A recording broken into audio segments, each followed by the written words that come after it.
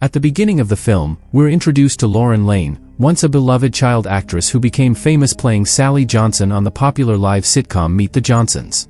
Now an adult, she's a celebrated performer, holding an Emmy and firmly established in Hollywood. Everything appears flawless, until devastating news turns her life upside down. A sudden headline announces that hackers have released her private photos and videos onto the internet. One image in particular stuns everyone, a positive pregnancy test. Within minutes, gossip spreads like wildfire, and fans start guessing who the father could be. Her assistant, Grace, advises her to step away from the spotlight until the controversy fades. She arranges a secluded Airbnb for Lauren and offers to accompany her, but Lauren declines. She needs solitude. An hour later, she gathers her things, takes her dog Georgie, and quietly exits through the back gate as reporters and fans swarm the front entrance. While driving, her PR manager, Andrea, calls and bluntly asks whether the pregnancy rumors are true. Lauren dodges the question, but Andrea presses on, suggesting they could say the test actually belongs to Grace if necessary. Lauren shuts that down immediately. Andrea keeps pushing, anxious that the scandal might disrupt production of the 11th season of Meet the Johnsons, reminding Lauren how much the audience expects from her. Drained, Lauren hangs up. Later, she stops the car so Georgie can stretch when her mother, Beth, calls. The discussion quickly grows tense. Beth confesses she feels humiliated to face her friends because of the headlines. Hurt and furious, Lauren reminds her mother that she has supported her financially since she was a child and accuses her of caring more about reputation than about her own daughter. When Beth demands to know who the father is, Lauren answers icily, and the silence between them becomes thick with unresolved pain. After several hours on the road, Lauren reaches the Airbnb along the Pacific Coast Highway. She enters the access code and walks inside with a glass of wine, looking around the peaceful cabin. Unbeknownst to her, Marcus, the property manager, is secretly observing her through concealed cameras. As soon as he recognizes that a famous actress is staying there, his heart races in disbelief. That night, Lauren sits outside with Georgie, inhaling the salty ocean breeze, believing she has finally found a moment of calm. But once darkness settles in, temptation wins. She types her name into a search bar, and the first thing she sees is the leaked pregnancy test photo. The sight pulls her into painful memories. She recalls an old episode of Meet the Johnsons, where she was introduced to the audience as America's daughter, while her co-star Peter was celebrated as America's dad. Yet away from the spotlight, reality was much darker. Behind closed doors, Peter abused his authority, earning her trust only to manipulate and take advantage of her innocence. At the same time, Marcus is dealing with chaos of his own. His uncle Darren snaps at a friend named Merg for blowing money on more drugs, warning that the dealer now expects repayment. Darren then questions Marcus about whether any rich guests are currently renting the cabin. Uneasy and guarded, Marcus insists the place is empty and reminds him that the property is completely off limits. Darren doesn't relent. He reminds Marcus that he's living under his roof and threatens to reveal Marcus' history with drugs to his employer. Marcus fires back, saying he's the one with a steady income, the one paying the bills and keeping the house running. Darren goes quiet. Back at the cabin, Lauren receives a surprising call from Peter. He skips small talk and immediately demands her location. She gives a vague reply, saying she's staying at a cabin to clear her head. His tone turns icy. He tells her to take a pill or allow him to quietly arrange an abortion, warning that their careers could be destroyed. Sickened by his complete lack of empathy, Lauren ends the call. Furious, Peter unleashes his anger on his bodyguard, Croft. He claims he is the reason Lauren became successful and wealthy. Now he's terrified of what might happen if his wife and kids learn about the affair he had with her. Croft stays composed and thinks strategically, then offers a disturbing proposal. They could stage Lauren's death to look like an accidental overdose. The suggestion excites Peter, and he immediately agrees without hesitation. Meanwhile at the cabin, Marcus reviews the security footage one final time. Lauren, after stepping out of the bathroom, crawls back into bed, completely drained. Before long, Marcus falls asleep as well, unaware that trouble is already approaching. Darren quietly enters the living room, finds Marcus' phone, and realizes that a guest is actually staying at the cabin. He quickly alerts Merg, and the two come up with a scheme.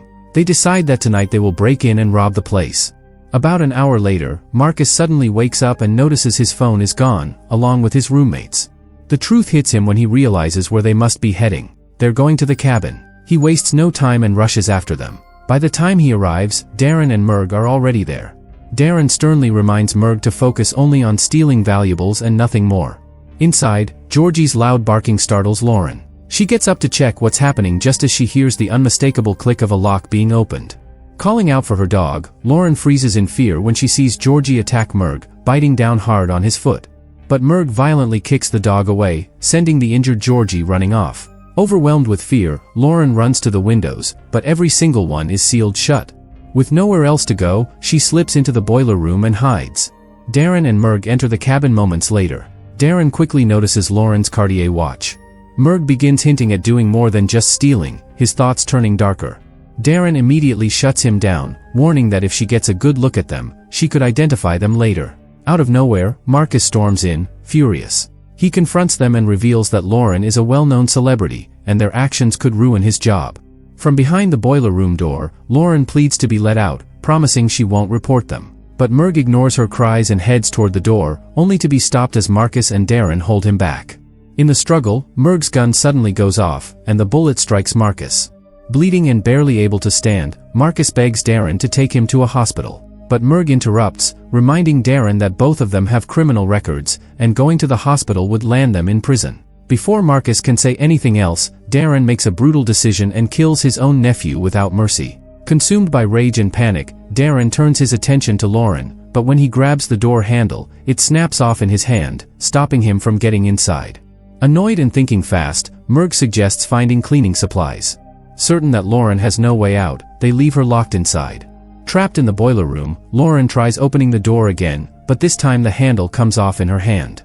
Through the small opening, she sees Marcus' lifeless body lying across the floor. Horror washes over her. She pounds against the door and screams for help, until sheer exhaustion finally pulls her into a restless sleep. As daylight breaks, Lauren opens her eyes to a faint beam of morning light. She switches on the small bulb and looks around the cramped, airless room. In a shaky voice, she softly apologizes to the baby growing inside her, now trapped in this horror with her. Soon after, she starts knocking along the walls, searching for any possible way out. A hollow echo beneath her fingertips leads her to a patch of wallpaper. She slowly peels it away and finds brick concealed behind it. When she tries to switch the light back on, a sudden electrical surge shocks her, making her stumble back in pain. For the next several hours, she keeps working at the walls, but thirst and fatigue begin to weaken her. Then she hears the distinct beep of the keypad. The men have come back. Acting fast, Lauren calls out to them, trying to negotiate. She tells them that Darren's death isn't completely their responsibility and suggests they stage it as an accident. She creates a story on the spot. Marcus, a fan obsessed with her, learned she was alone at the cabin, forced his way in, and accidentally shot himself while attempting to open the very door she's hiding behind. But Darren and Merg aren't persuaded. Merg raises his gun toward the door, and Darren rushes to stop him. The weapon fires. Darren is hit, and in the struggle, Merg ends up taking his own life. The violent noise outside shakes Lauren to her core. In a burst of panic, she shouts out that she's pregnant. Still, Darren walks away, heading to the hospital and leaving her locked inside the cabin's nightmare. Time drags on, and Lauren later wakes up to a rat gnawing at her skin. She reaches for the light once more, only to be shocked again by the faulty wiring. Meanwhile, at the hospital, officers Jameson and Connell arrive to question Darren. A doctor informs them that Darren has a criminal history, including 5 years in prison after a failed drug deal. The doctor also reveals that before being treated, Darren mentioned a pregnant woman trapped somewhere. Back at the cabin, Lauren struggles to stay alive. She tries collecting drops of water from a leaking pipe, but it barely eases her thirst. Desperate, she grabs a metal pipe, kills a rat with it, and then uses the pipe to smash at the walls, hoping to break free from the nightmare. The following morning, an injured Georgie limps down a roadside, weak and barely able to walk, until he is noticed by Loretta, a dedicated dog rescuer. She sees his name and a phone number engraved on his collar and quickly takes him with her, determined to protect him. Inside the cabin, Lauren finds a nest of rats hidden in the walls. As she pulls it apart, her hand touches something hard, a hammer. Just as a spark of hope appears, a pipe suddenly bursts, flooding the small room with water. She attempts to use the hammer to break through the wall, but it's useless against the soaked, solid surface. At the veterinary clinic, Loretta tells the doctor she tried calling the number on Georgie's collar but got no response. The doctor decides to keep Georgie overnight for observation and testing. Wanting to locate the owner, Loretta uploads a photo of him to social media. Elsewhere, police officers search Darren's apartment. The building manager explains that 3 men live there, an uncle, his nephew, and a roommate. Officer Jameson asks whether any of them are employed. He learns that the nephew works at an Airbnb on the Pacific Coast Highway. During the search, Officer Connell discovers a blood-stained t-shirt hidden in one of the rooms. They choose to send it for forensic testing, a troubling sign of the violence that has taken place. At a nearby grocery store, Loretta's phone won't stop vibrating. She steps aside to look at it and sees her Instagram filled with notifications. That's when she realizes she has Lauren's dog. Before she can fully react, an unfamiliar number calls her. She answers carefully and hears Croft, who claims he's a private investigator hired to locate a missing dog for a client. Doubting his intentions, Loretta quickly hangs up. But Croft has already pinpointed her location, and the threat is closer than she knows. At the hospital, Darren regains consciousness, shackled to the bed, hurt and confused. Not long after, officers enter and question him about Marcus and where he was working. Darren says he has no idea where Marcus is and explains that Marcus had recently begun a job at an Airbnb. When they ask about the bullet wound, he claims it happened accidentally while he was attempting to force open a lock. The officers aren't convinced. They mention that no shell casings were discovered in his apartment and remind him that a shirt stained with blood has been sent for testing. Even so, they leave, uncertain about which Airbnb it could be among the many scattered along the coastline. Back at the cabin, water now fills half of the boiler room. Lauren grabs the hammer she uncovered earlier and starts removing the screws from the door, determined to get out.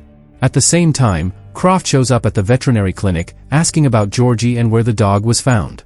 The veterinarian explains he doesn't know, since Loretta regularly rescues strays from different places. Croft slips him some cash along with his card, requesting a call when she returns. Later, the vet phones Loretta, telling her that a sharply dressed man paid to be informed when she came back for Georgie. Though uneasy, she agrees to pick up the dog. When she arrives, Georgie is safely in her arms, unaware that Croft is quietly trailing her. Meanwhile, Darren takes advantage of a moment at the hospital. He convinces a doctor to escort him to the restroom, then attacks him and manages to escape, fleeing the hospital to regain his freedom. That afternoon, Loretta drives with Georgie, who suddenly begins howling non-stop.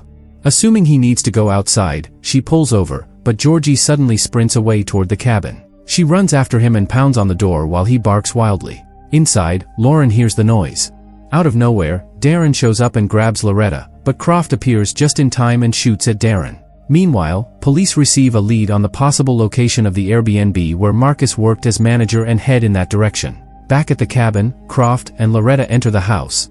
When she asks who he is, he calmly replies that he handles security. They step into the living room and are confronted with a terrifying scene, bodies lying across the floor. Suddenly, a crashing sound echoes from the boiler room. Croft calls Peter and tells him the situation has taken care of itself. He then turns on Loretta, attempting to kill her, but at that exact moment, Lauren removes the final screw from the door. Loretta quickly explains that she was the one who rescued Georgie. Heart racing, Lauren runs upstairs as Croft recovers, shoving Loretta aside and chasing after her, intent on finishing what he started. In a desperate move, Lauren swings a metal pipe and hits Croft, knocking him down hard. His phone vibrates, and she grabs it, hearing Peter's cold voice asking if everything is handled. Croft struggles back up and tries to strangle her, but Lauren fights with all her strength and ultimately kills him. Police cars arrive shortly after and place Lauren in handcuffs. As she turns toward them, the officers suddenly realize who she is, Lauren Lane, the famous actress. Soon, reporters and fans flood the area around the cabin while Loretta is safely escorted away. When officers approach Lauren for questioning, she calmly asks for her phone. They hesitate, but Loretta reminds them that she's Sally Johnson and legally entitled to make a call. The officers, who are secretly fans themselves, reluctantly give it to her. Without delay, Lauren uploads her pregnancy test to social media, taking back control of her story. In the end, Peter's actions are revealed, and he is arrested for trying to have her killed. And that's where the story concludes. Lauren endured betrayal, violence, and terror, but she survived and finally saw justice served. Peter's wrongdoing caught up with him, and she reclaimed her future.